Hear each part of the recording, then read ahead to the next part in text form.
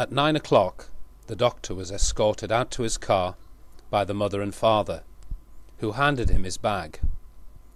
They conversed in a cool night wind for a few minutes. "Just be sure his hands are kept strapped to his legs," said the doctor. "I don't want him hurting himself." "Will he be all right, doctor?" The mother held to his arm for a moment.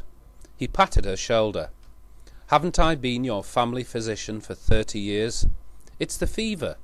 He imagines things. But those bruises on his throat. He almost choked himself. Just you keep him strapped. He'll be all right in the morning."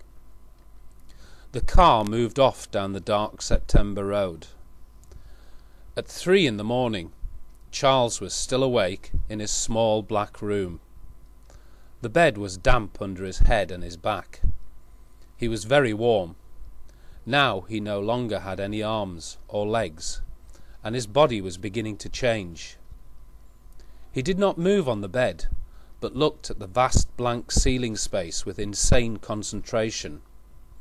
For a while he had screamed and thrashed, but now he was weak and hoarse from it, and his mother had gotten up a number of times to soothe his brow with a wet towel.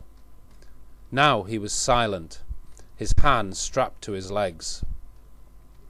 He felt the walls of his body change, the organs shift, the lungs catch fire like burning bellows of pink alcohol.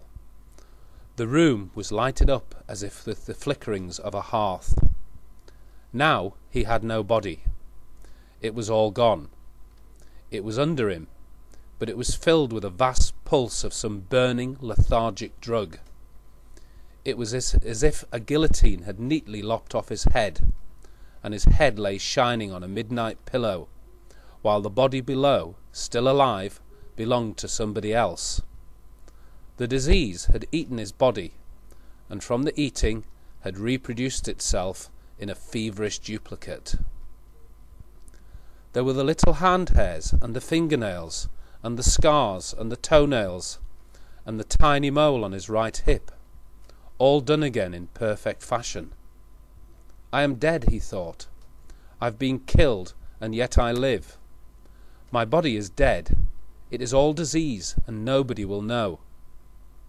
I will walk around, and it will not be me. It will be something else. It will be something all bad, all evil, so big and so evil it's hard to understand or think about. Something that will buy shoes and drink water and get married some day, maybe, and do more evil in the world than has ever been done."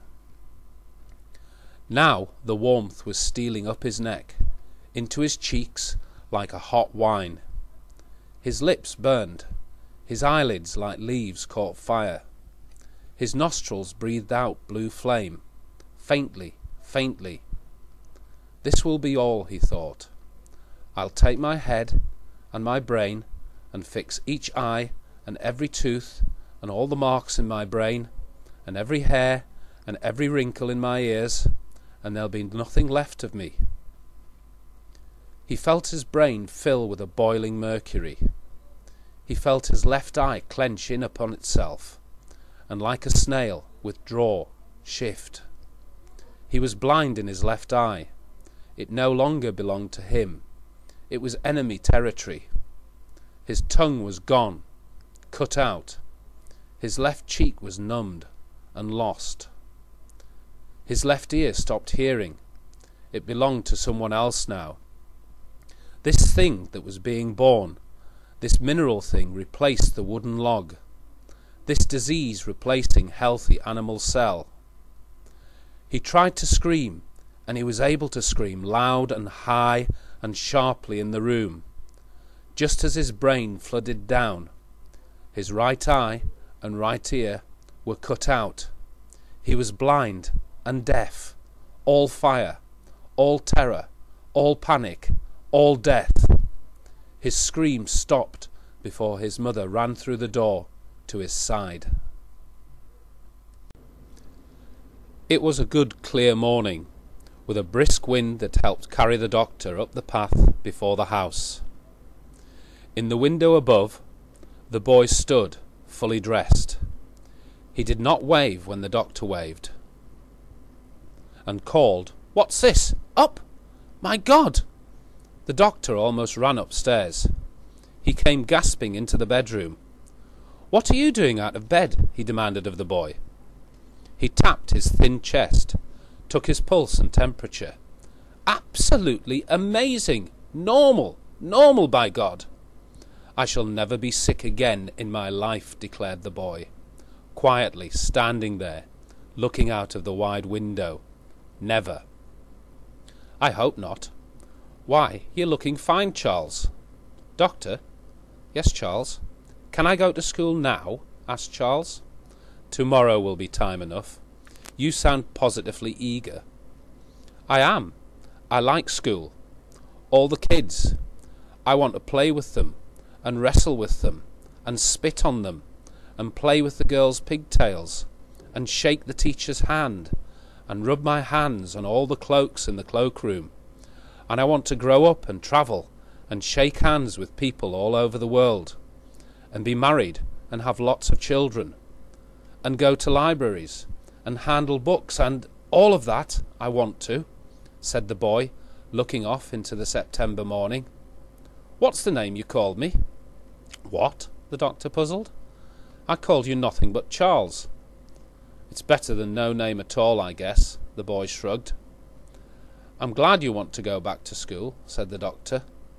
"I really anticipate it," smiled the boy. "Thank you for your help, doctor. Shake hands." "Glad to." They shook hands gravely, and the clear wind blew through the open window. They shook hands for almost a minute, the boy smiling up at the old man and thanking him. Then, laughing, the boy raced the doctor downstairs and out to his car. His mother and father followed for the happy farewell. "Fit as a fiddle," said the doctor. "Incredible." "And strong," said the father. "He got out of his straps himself during the night. Didn't you, Charles?" "Did I?" said the boy. "You did. How?" "Oh," the boy said, "that was a long time ago. A long time ago." They all laughed, and while they were laughing, the quiet boy moved his bare foot on the sidewalk, and merely brushed against a number of red ants that were scurrying about on the sidewalk, secretly his eyes shining, while his parents chatted with the old man. He saw the ants hesitate, quiver, and lie still on the cement. He sensed they were cold now. "Goodbye." The doctor drove away, waving. The boy walked ahead of his parents. As he walked, he looked away towards the town and began to hum School Days under his breath. "It's good to have him well again," said the father. "Listen to him. He's so looking forward to school." The boy turned quietly. He gave each of his parents a crushing hug. He kissed them both several times. Then, without a word, he bounded up the steps into the house. In the parlour, before the others entered, he quickly opened the bird cage, thrust his hand in, and petted the yellow canary once. Then he shut the cage door, stood back, and waited.